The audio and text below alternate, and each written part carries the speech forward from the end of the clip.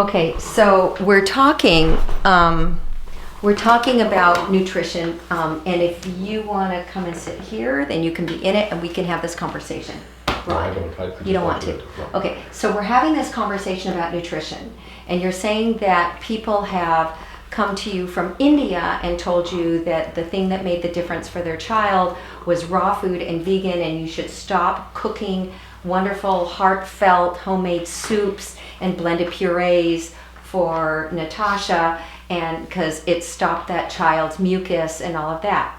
And I'm saying that, and I'm going out on a limb, but this is my scientific limb and my nutrition limb, that raw food and vegan is designed for some people, and it does it well. It's designed for a small population of people, and it does it well, because I will bet you 10 to 1 that that child was born with neurological issues that came from DNA damage and methylation issues that the body doesn't detoxify properly.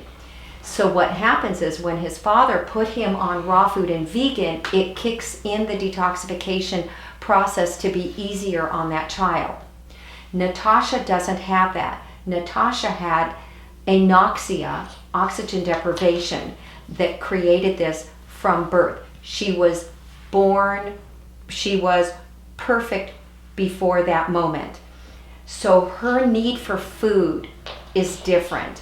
Her mucus comes from the not moving in the lungs because she rotates to the side so much that it inhibits her left lobe, and her pancreas gets squished and goes this way, which is why you said yesterday that when she lies on the right side, which we felt on the right lobe, when she lies on the right side, her saturation, her oxygen saturation is full. When she lies on the left side, the beeper goes off on the machine that her saturation of her oxygen levels goes low. Yesterday we worked the ribs here on the left side and felt that shearing holding that went on in the lung to release and be incorporated in the movement. And you said last night, even though she was very stimulated, by the time she did go to sleep, she slept beautifully on her left side, and the machine, the oxygen, the pulse ox never went off, that her saturations were perfect the whole night on her left side, which, how rare is that? Yeah. Very. Yeah. Okay, so we go back to the food. Okay, so this is for her. You're coming here because we're looking specifically at her. Be very, very, very careful, I beg of you, to listen to people that their food is the only way to do food for everybody. You might listen to them and take it into account and see what works for her. But she comes from genes. Her genetic lineage is rustic, homemade food. It's old Russian and it's Mexican. That's hearty food. She comes from two areas of the world where there isn't a whole lot of pollution that's created damage to her DNA. This other child came from an area of the world that you're talking about where there's a lot of genetic DNA issues from the amount of pollution, possibly. It's my experience in my practice from what I've seen, different areas of the world. You're up in the forest in Canada and you come from good stock gene-wise, and so do you. So I'm not worried about that, plus of where you live. So keep doing your good food. My suggestion is when you do give her few fruit purees, is keep it on the low glycemic level. Keep it on the low sugar level. Don't go things that are too sweet, too many, because what we don't want to do is feed the bad bacteria and have the bad bacteria become more and the good bacteria become less. Why? Because the good bacteria educates the vagal nerve to go from the belly up to the brain to tell the brain what to do. How do we know that some of this spasticity, aside from oxygen deprivation, doesn't come from the bad bacteria not telling the vagal nerve properly what to do? And whenever a nerve situation doesn't work well, what does it do? It never underfires, it always overfires. That's called spasticity. Low glycemic puree mixture would be? I I would suggest green apple. It's nice and sour. It's not going to matter to her mouth, right? And it's awesome in pectin. I would say if you want to add a little bit of pineapple, it's very sweet, but the pineapple has the beautiful digestive enzymes for her pancreas. So a little bit, and it's really healing for connective tissue and all of that. And the other thing, if you want to add a little bit of papaya, that's okay. It's not so sweet. But the grapes are very sweet, and they can have other issues. Blueberries? Blueberries are fine.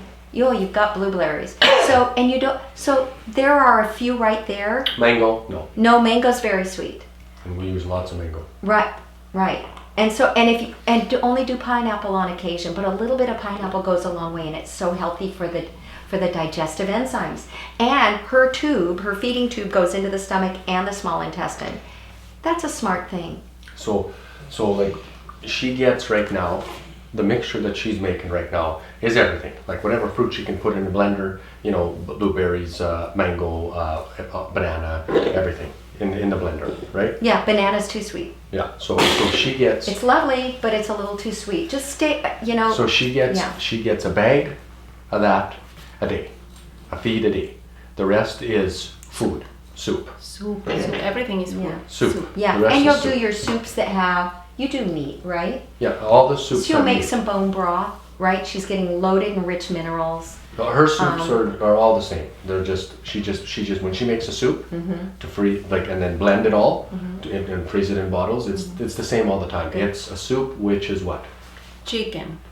Chicken and I don't know, whatever vegetables I find, like a lot of squash. Yeah. Add root vegetables. This one has beets. Good. Beets is very high in sugar. So you can add turnip, you can add celery root.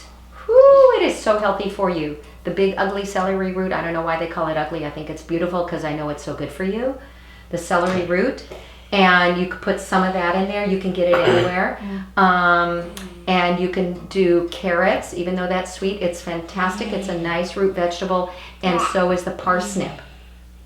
Right? So you can add those in there. Now, she probably doesn't have any sulfur issues. So add onion to it. Oh yeah, and onion is always in there. Of course, right? And that aids in her transsulfuration pathway.